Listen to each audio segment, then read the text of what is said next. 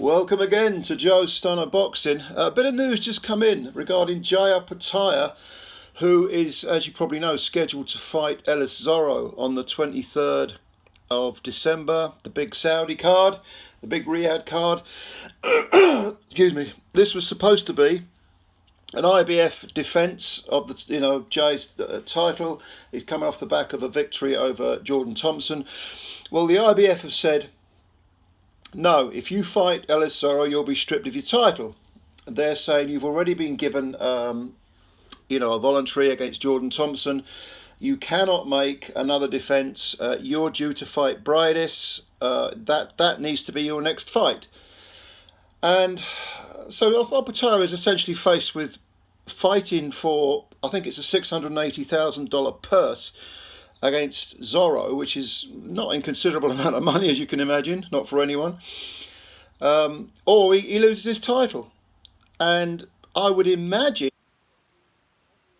the Ring Magazine title will opt to fight ZORRO for the money and will then move on to bigger and better things. I mean, again, the IBF's excuse is, well, you've had one voluntary defence, you can't have another one. Marius Briedis is from Latvia, former champion, very, very good fighter.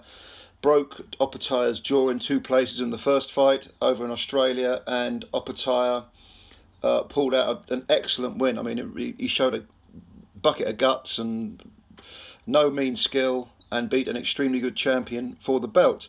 And yes, Briedis does deserve the rematch, no question. But you can't really blame Opetaia for wanting to, secure him and his family's future with these big paydays over in Saudi. I mean, regardless of the ethics of having fights on in Saudi and, all the sports washing issue, which I've covered in other videos, you can't really blame the guy for wanting to make some money. It's not like he's had big multi-million-dollar purses in the past. He's going to have these 2 fights, these 2 voluntaries over relatively easy opposition. Well, compared to him, I mean, in my opinion, he's the best cruiserweight in the world. But certainly, if you're getting big money for fighting, below A grade opposition, let's put it that way, untested opposition, then of course you're going to say yes, thank you very much. And I fully expect Opetaia to vacate the IBF belt. He'll still have the Ring Magazine belt. You'll hear this word lineal being thrown around again, as you always do. Talking of lineal champions, you'll remember that Tyson Fury, when he beat Klitschko, the first organisation to strip him was the IBF, and Charles Martin picked up the belt, and then AJ won it, and so on and so forth. No, I think it's a little bit short-sighted of the IBF. I haven't had a look at their rules and regulations. If they're anything like the WBC or the WBA, there'll be exemption clauses in the small print.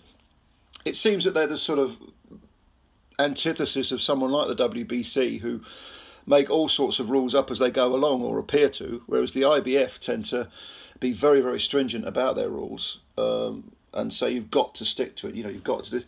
Okay, there is some integrity in that, in sticking to the rules. Otherwise, it's pointless having rules. And if a rule is bad, if it genuinely is hurting boxers, you change the rule. You don't just sort of keep it, but say, all right, we'll give you a pass. Yeah, it's a shame. It's a shame, but. Because I'm someone that thinks the belts do matter. I think it's good to have that belt and to say, okay, I am a world champion, and you can show your kids it, and you go in the record books as the IBF or the WBC or whatever champion. I wouldn't say that belts don't matter, but these ruling bodies, they do shoot themselves in the foot with great regularity, and this might be one of those occasions. What do you think? Do you side with Opetaia or do you side with the IBF? Leave your comments below. Let me know what you think. I'd be eager to and interested to know what your stance is on this. And as always, thank you for your time. Subscribe to the channel if you're new, and hit the like button. If you could do that for us, that'd be fantastic. And yeah, I'll have a read of your comments and I'll answer as many as I can. And yeah, thanks a lot. Speak to you soon. Bye for now.